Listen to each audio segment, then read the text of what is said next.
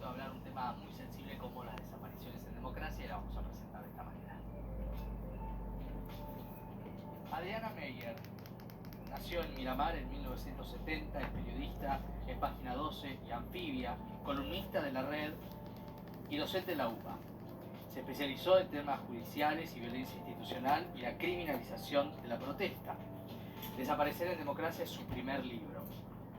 Y este es un textual, algo de lo que este libro exhaustivo e importante nos dice. Con el paso de los años sigue ocurriendo, casi como un modus operandi, que la misma fuerza policial o de seguridad sospechada sigue interviniendo en las primeras horas de las investigaciones judiciales y en todos los casos se encubren de variadas maneras pero con un denominador común: tapar lo sucedido, distorsionar los hechos, desviar el eje lo más lejos posible del lugar, ensuciar al desaparecido. Otro elemento que se repite, las veces que aparecen cuerpos y pertenencias en sitios ya rastrillados, es decir, con la fuerte sospecha de haber sido plantados. Las estadísticas revelan un patrón común de víctimas: jóvenes varones, pobres, de barrios humildes. Bienvenida, Adriana. Muchísimas gracias, Maxi. Qué libro importante y qué libro revelador, Adriana, porque pensaba cuando lo recibí y empecé a hojearlo, tantos nombres que ni siquiera conocemos. O Ni sea, ni yo. Y vos conociste a partir de esta investigación muy exhaustiva, muy profunda. ¿Y cuál fue tu sensación al cabo de toda esta investigación?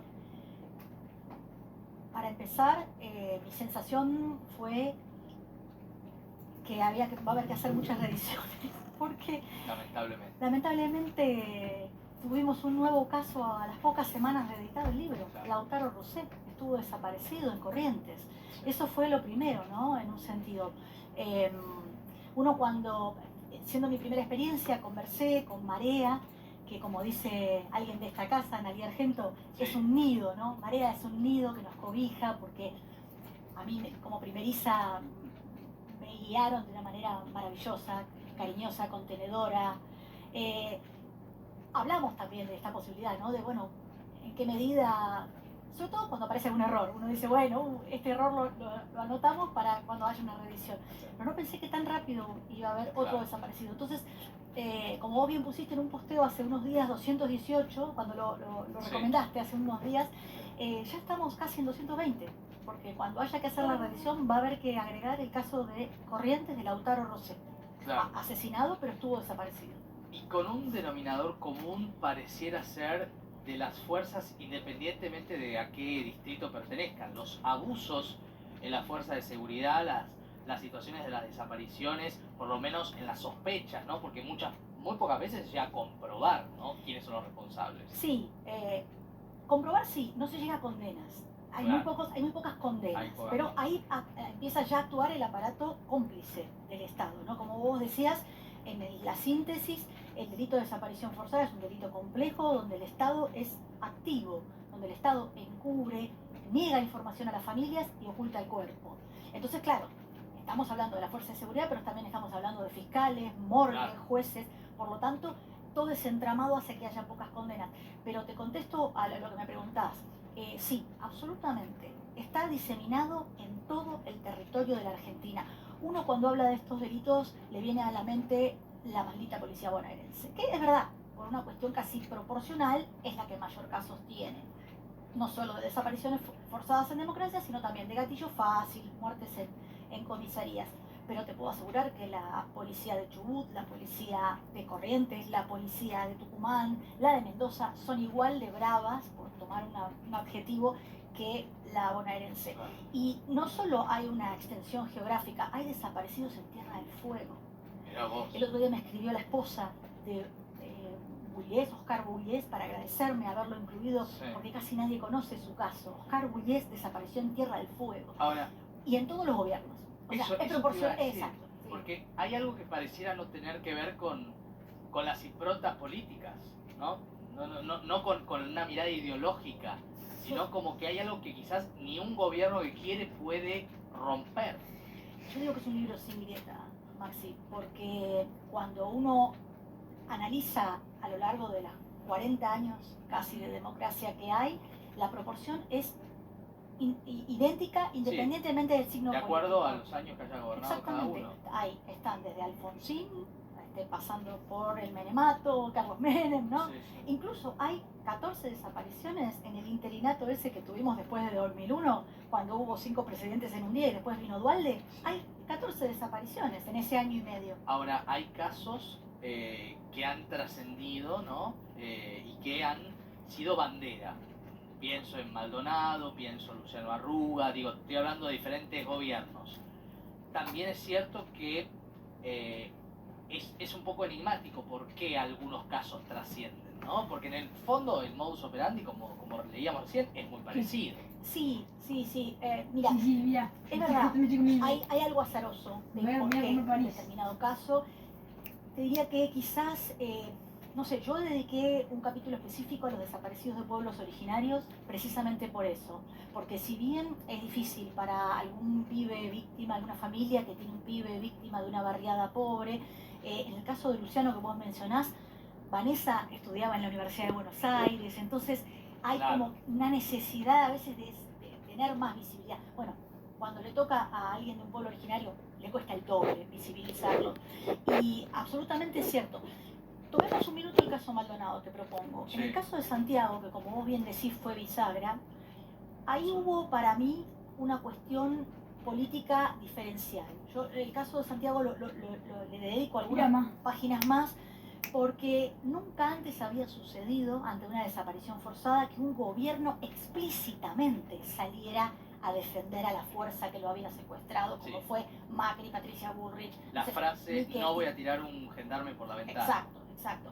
De modo tal que, y eso que generó, se plasmó la grieta de una manera impresionante, porque del otro lado, todo el resto de las personas que querían que Santiago apareciera salieron a las calles. Claro. ¿Vos recordás lo multitudinarias que fueron esas manifestaciones? Así como tenías a los trolls hostigando a Sergio Maldonado, que le impedían incluso su venta de té. Y algunos colegas instalando totalmente. Mentiras. Nunca antes hubo. Entonces a mí me parece que la enorme importancia que tuvo Santiago es proporcional a la enorme actividad que hizo el gobierno de Mauricio Macri para tapar todo lo que pasó, ¿no? Nunca antes se había visto algo tan burdo, tan explícito. Y además, también Adriana, otro caso, ¿no? Otro caso que fue impresionante es el de Jorge Julio López, ¿no? Estaba pensando en él. Desapareció 2 veces Jorge Julio López. Así es. El caso de Jorge Julio López es la anterior bisagra, si se quiere. ¿Por qué? Porque antes de él era muy difícil nombrar a un desaparecido como tal. Es decir, ahí, si se quiere, en el libro está reflejado. Los organismos de derechos humanos en los primeros años de democracia estaban exclusivamente abocados, con toda lógica, a la reconstrucción de lo que fue el genocidio y al juzgamiento de los represores de la dictadura. Era difícil que esos organismos vieran en una tortura en una comisaría como algo para ser denunciado. Exacto. No es que no le dieran bolilla ni le dieran importancia, sino que no estaba en la agenda. Correpi tuvo mucho que ver con instalar eso en la agenda y con pelear, con dar el debate interno dentro de los organismos para que prestaran atención.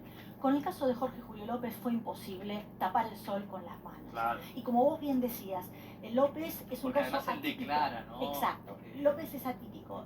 Jorge Julio López fue víctima de Checolats, fue secuestrado en el 76, estuvo torturado, detenido, blanqueado en la Unidad 9 de La Plata y pasó todo un proceso hasta que él recupera su memoria y declara valientemente en el primer juicio después de la derogación de las leyes de punto final y obediencia debida. Esa valentía le costó estar desaparecido, porque el 18 de septiembre de 2006, cuando era la audiencia de alegatos, lo esperaban y nunca apareció. Yo siempre digo con el caso de López que si bien su desaparición claramente tuvo que ver con la intencionalidad de algunos sectores residuales o no tanto de la dictadura, de frenar los juicios, y eso no ocurrió por la valentía de los testigos. Vos sabés que no se bajó ningún testigo, no se bajó ningún abogado, y eso que después con de López... y hubo una ola de amenazas. Vos te acordás que asesinaron a Silvia Supo, que era una testigo. Hubo 2 desapariciones más, Jerez y Putó. Era en esos momentos muy difícil, y sin embargo los juicios siguieron. Y con la clara voluntad política de aquel gobierno, hay que decirlo, Néstor Kirchner se plantó y dijo, sin embargo faltó voluntad política para para esclarecer el caso de Jorge Julio López. Y eso está demostrado en un montón de elementos que hay en el libro. Pero vos sabés, Maxi, que no es el único desaparecido 2 veces. Hay un caso dentro, porque vos mencionabas a María del Carmen Verdú, que es la que hizo el prólogo, porque yo utilicé el listado de Correpi para tomar una base concreta de cuáles sí y cuáles no, cuáles entran dentro de desaparición forzada y cuáles no. Claro, bueno, porque, perdón, hago una digresión acá. Exacto. Tenemos abusos policiales, gatillo fácil, desapariciones forzadas, y no todo es lo mismo, claramente. Por supuesto. Y tampoco es lo mismo la desaparición de una persona que escapa de una situación de violencia de su casa, un viejito desaparecido. Digo, estamos hablando de desapariciones forzadas. Osvaldo Sivak, el empresario, desapareció durante la dictadura. Uno de los policías que lo rescata, Roberto Buletti, Sivak le dice, bueno, la verdad que en agradecimiento me salvaron la vida, venga a trabajar a mi empresa. Bueno, en democracia, Buletti, policía federal, de la banda de los comisarios, fue uno de los que armó la banda para secuestrarlo por segunda vez. O sea que Osvaldo Sivak también desapareció 2 veces. Claro, tremendo. Y muchos casos que vos decías, conociste con la investigación del libro. Absolutamente pibes, sobre todo pibes, ¿no? La verdad que sí.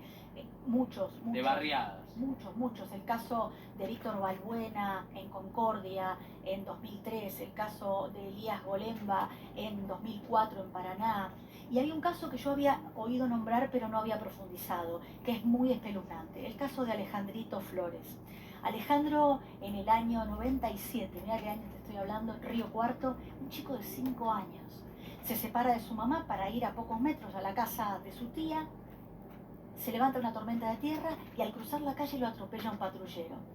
Los policías, en vez de llevarlo al hospital, lo llevaron con unas enfermeras amigas, que no lo pudieron revivir, desaparecieron el cuerpo y mandaron el patrullero a arreglar a otra provincia para tapar todo. 15 años tardó la familia y los huesos aparecieron de casualidad. Ahora, acá también hay una cosa, una vez más, del Poder Judicial, ¿no? El Poder Judicial como llegando 20 años tarde, como pasó con el tema del 2001, hace algunos días, y los responsables de la represión, para citar un ejemplo que tenemos ahora cerca en lo que es la noticia, pero o siendo cómplice, o dejando pasar, o llegando tarde, pero siempre una falla de la justicia. Absolutamente, y con complicidades enormes. Mira, hay un caso, el de Katy Moscoso, que es una chica de Montehermoso. Ella fue llevada, casi como María Soledad, a una fiesta de los hijos del poder, desaparece y aparece una semana después. Su cuerpo había sido lavado, desnuda, semienterrada en un médano. El fiscal de la causa, pocas horas antes de que apareciera el cuerpo, dijo por radio: ¡Uy! Tenemos un Facebook de Katy que dice que está con el novio en Neuquén que manda saludos.